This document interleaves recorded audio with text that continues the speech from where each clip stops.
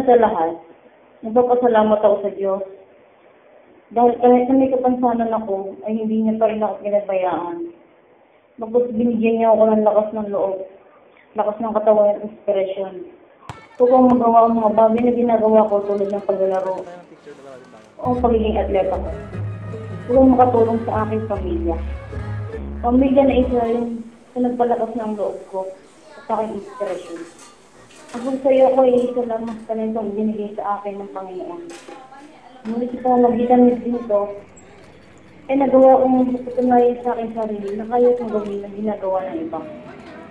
Minsan, pag may nagawang activity at libreng oras, sumasali ako sa mga performance o presentation.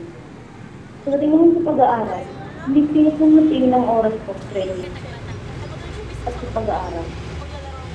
Dahil para sa akin, edukasyon ng isang bagay hindi kailangan mawawala. Sana mas magkaroon ng maraming opportunity sa mga disabled, lalo na sa mga disabled at sa bulad ko.